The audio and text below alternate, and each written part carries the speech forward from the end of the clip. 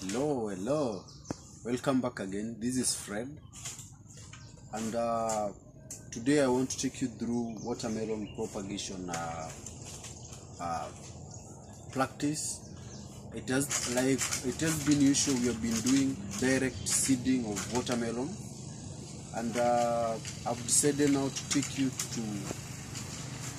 to another route, or to a new method of farming watermelon in this new farming episode.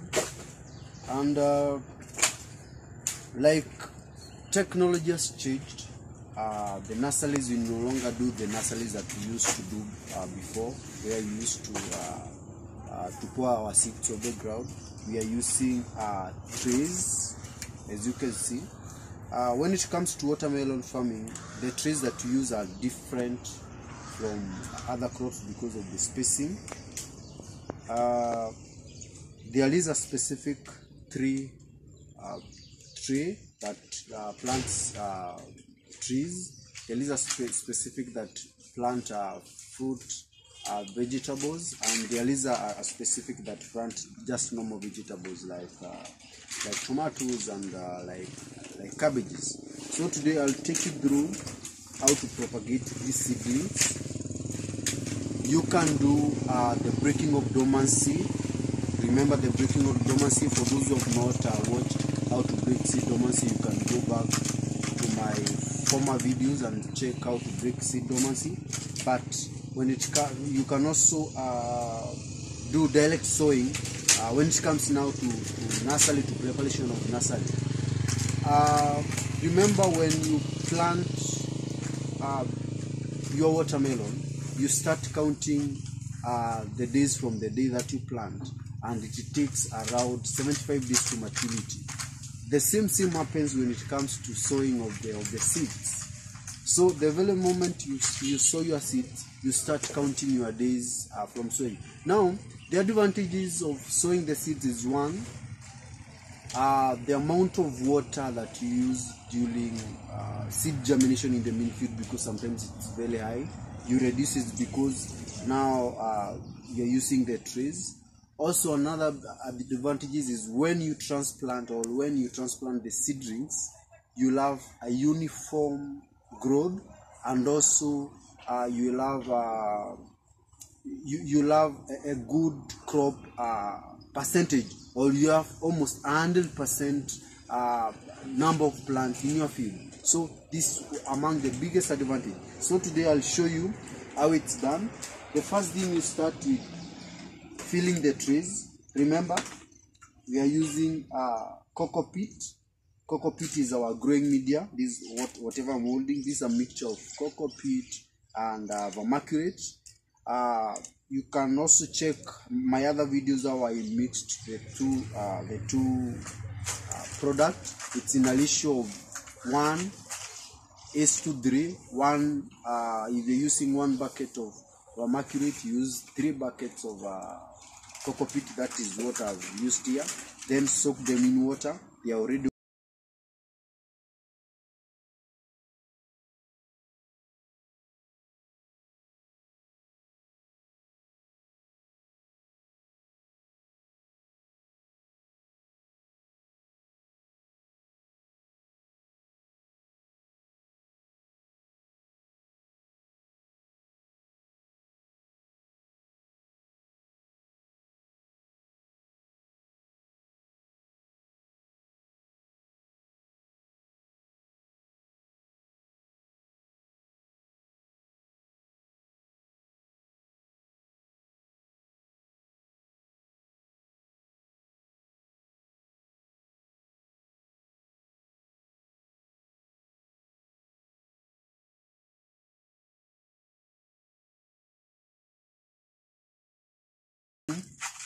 we go to the next step.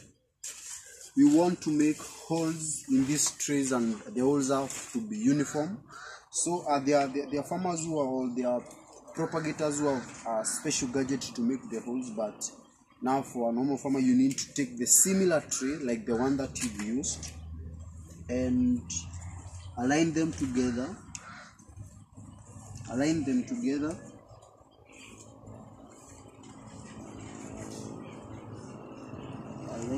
together, then place the top tray.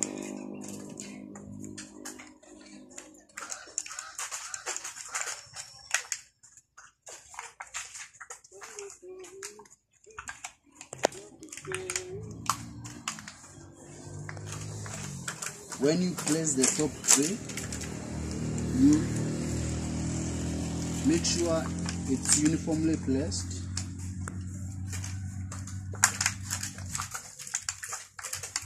Make sure it's uniformly placed.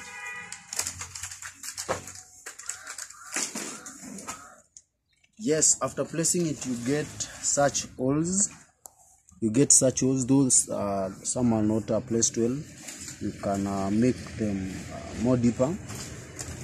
This is where we are going now to drop our seeds, then cover them again. So today I have 2 seed variety, and this is the varieties that we'll be talking about. I have the normal seed, the watermelon you're used to, the big seeded watermelon,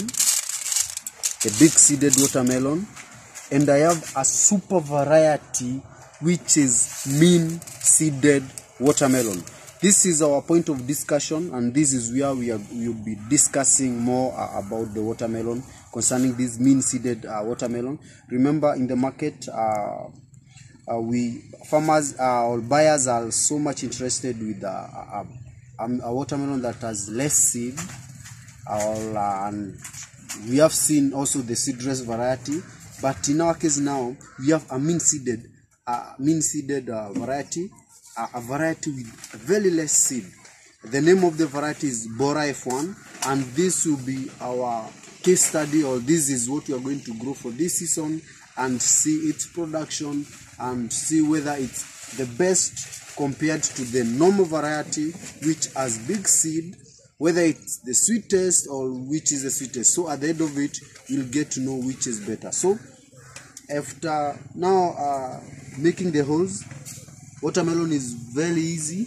You just drop a seed per cell. Per every cell you drop the seed. Don't drop 2. Drop the seeds per cell. When planting seeds, remember that they're supposed to be buried twice as the size of the seed. If the seed is 2 centimeters, it's supposed to be buried in a hole of around 4 centimeters. So this is how we drop the seed.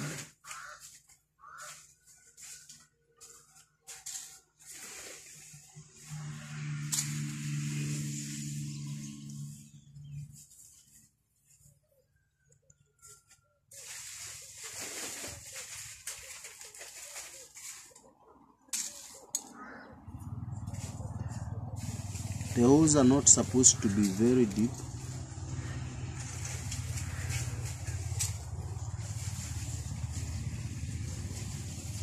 Make sure you don't drop 2.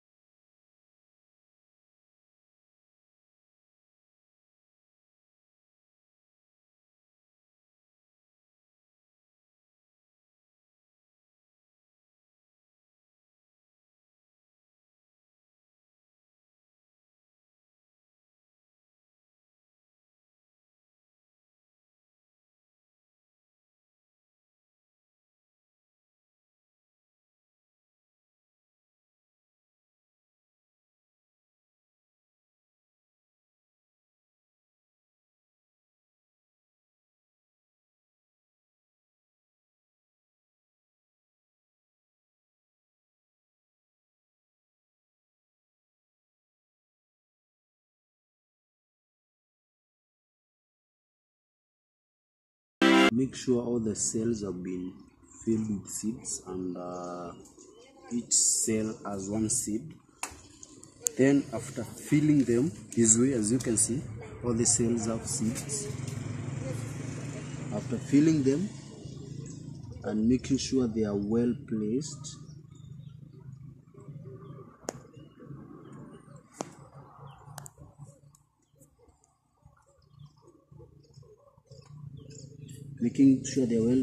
and they are not very deep. They are not very shallow, they are not very deep.